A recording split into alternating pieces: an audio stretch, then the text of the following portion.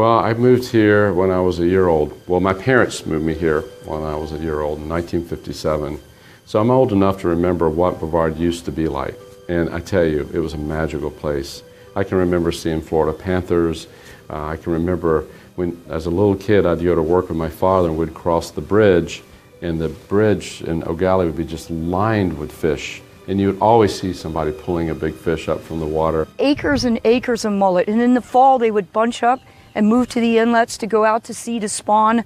And you knew they were there. You could see them. They would turn the water black. You'd see this commotion on the water, and it would be thousands of mullets swimming and jumping and swimming with their lips stuck out of the water like mullet often do. And the dolphins would be attacking the edges of the schools, and the cormorants would be diving and crashing into the middle of it. And the schools would go by. You could hear them going by in the pitch black darkness. They were so loud. You could push your little net through any seagrass bed back then and catch pipefish, seahorses, little tiny porcupine fish, a whole variety of juvenile fish. And that's because they were using the lagoon as a nursery ground. It was just a magical experience. Prior to the super blooms, or the big algae blooms that we had in 2010 and then 11 and 12 and 13, they keep coming. We were actually seeing a lot of improvement. We were seeing the levels of nitrogen, which is a nutrient, it's food basically for plants, and phosphorus. We were seeing those levels go down. And we were seeing seagrass doing really, really well. So we thought we were making headway. We thought that's, good things were happening. We were seeing the lagoon coming back. In fact, we had actually achieved our goals for seagrass in many areas of the lagoon. So we were very excited about that. But then in 2010, the bloom started, and everything just plummeted. I mean, it went. We lost over 60% of our seagrass in just a few years, and so we were seeing some recovery from that, but not a lot, not enough to say we're really back on track. This huge, vast nursery ground, all the seagrass beds here in this lagoon, they fuel a huge industry offshore, because when the shrimp, when they grow up in the lagoon and then they go out to sea to spawn, and that's when the bigger boats can catch them, and that's when they end up on the table in restaurants and in your freezer at home, and that's where they come from. So that's another really important reason for us to want to get the lagoon back to the way it was, because we're not getting the catches of shrimp now that we got when I was a kid, or even 5 or 10 years ago. We definitely have seen a reduction in the amount of brown shrimp and white shrimp this year. My boat's fishing offshore because of the loss of the seagrass in the lagoon. So it's really important to me that we get it back together again. There is overwhelming evidence to me that there are significant changes in the water quality in the Indian River Lagoon coming from sewage and fertilizer runoff and other things that affect the nutrient levels in the lagoon. When people maintain their lawn or they hire a lawn maintenance company, you see them all the time blowing the grass into the storm drain. It ends up in the lagoon. That grass increases the nutrient loading of the lagoon. And what happens when you increase the nutrient loading in the lagoon, algae blooms form because of all the fertilizers, and that algae blocks the sunlight and kills the seagrasses and kills the life in the lagoon. Actually, we have over 1,500 pipes that dump into the lagoon, straight in the lagoon from our roads, from our driveways, and from our rooftops, from our parking lots. And all those pollutants go straight from those into the lagoon in those pipes. Back in the 60s, we used to, the counties and cities used to literally dump raw sewage in the lagoon. What that's done is accumulated 60 years of muck. 7 million cubic yards of muck out there, which is that nasty black stuff that suffocates seagrass. So we have a big project right now to do the dredging work. You dredge the muck out, you pump it out, and we pull it out of our channels and canals.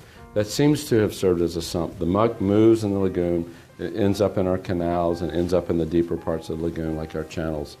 And so we pump that out. We have to have land to pump it on, impoundment areas, There's really no pollutants in the muck. It's clean material. It's just a lot of nutrients, organic matter. We pump it in an impoundment area. It's 90% water. It dries out, and then that muck can be used for a lot of different things. It can be, it's a very little, it's a lot when it's suspended in the water. Just a very fine amount can cover seagrasses and kill things and cause algae to bloom. But when you pump it out and it dries up, there's not much material there. It could be just graded over, and it's great fertilizer, or it could be left in the impoundment and things. So it's a valuable material. Back in the early 90s, late 80s, we had the largest clam take in the entire state of Florida. We had more clams come out of Brevard County, the Indian River Lagoon, than any other place in the state of Florida. Yeah. Now we are less than 1% of that. It has just gone down to virtually nothing. Since the mid-90s, our clams and our oysters are just nothing compared to what they used to be. It's so sad now that you can't do that. You can't go in a boat up to Patilla Creek and get oysters because they're not there anymore. They're gone. And the Indian River Lagoon used to be one of the biggest producers of oysters in the state, and they're gone. It's so sad. So something's going wrong with the system. And just to kind of rewind, oysters, why do we even care about them in the first place? They're actually really important because they're filter feeders. So one oyster at 2 years, which is an adult, is actually going to filter about 50 gallons of water per day. The oyster gardening is another project that we work on. We are partnered with Brevard County on the oyster gardening project. And so that's a project that's limited just to Brevard County. And so it's not in the same place that the oyster mats are in. And the oyster gardening is where we have residents that live along the Indian River Lagoon that are actually growing oysters in habitats off of their dock. So we give them baby oysters, which are attached to other oyster shells, and then those baby spat just grow, and they collect data on it, and they report that data back to us, and then it tells us the survivability and recruitment of oysters in Brevard County. There are people, some of the people you've talked to, that study what's happening in the lagoon at the water level, at the shrimp level, at the oyster level, and all of those changes build into the food habits of the dolphin. And the reason we should care about dolphins is because dolphins eat a lot of fish, and so do we, right? So this is a hot spot for recreational fishing. And we want to know what's going on with the fish so we can help dolphins, but so we can also make appropriate decisions regarding human health and human recreation and what we are doing with the fish in the lagoon. What I want to say, which I've said to other people, is that I don't want people to think that what's happening in the lagoon is sort of a done deal. It's not a lost cause. Because if we think that, it's a self-fulfilling prophecy, right? If we think the lagoon is just a trashed ecosystem, then we're not going to take care of it. We're going to stop trying, right? So the lagoon is still a very viable ecosystem. So we just need to make some tweaks to it, you know, just fix it up. It doesn't need to be demolished, it just needs a tune-up, right? It's still a very viable ecosystem. But it really comes down to every single individual doing their part to improve how we take care of our lawns, how we take care of our waste, and just be good stewards of the resources that we've been. So what do we need to do as we move forward to not only preserve our lagoon, we have to do more than preserve it now, we have to restore it, we need to bring it back. First thing we need to do is we need to reduce the runoff going in. We have got to acquire land to preserve it, to prevent future runoff, but also acquire land to do more impoundments and retention areas where we can purify the water before it goes in. We've got to change our laws that deal with fertilizer.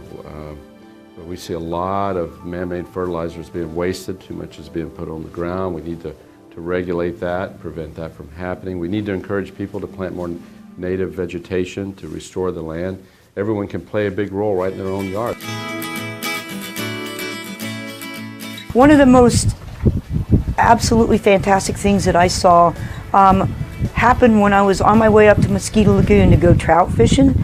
As I passed under the railroad bridge, I saw a lot of splashing in the water ahead of me, and I was surprised to see a bunch of dolphins. There was a lot of dolphin activity. And then as I got closer, I realized that I could see a complete circle of dolphin fins. There was a lot of motion out in the water, a lot of dolphins diving and jumping, but in the center of the activity was a perfect circle of dolphin fins that were not dipping down in the water like dolphin fins do. There was an injured dolphin, and then she was in the middle of the activity. There was a perfect circle of dolphins. Every dolphin had their nose underneath this injured dolphin, and they were pumping the water with their tails. So they had their noses under her body, and their tails were frantically pumping, and they were holding this injured dolphin up so she could breathe. That's what we need to do.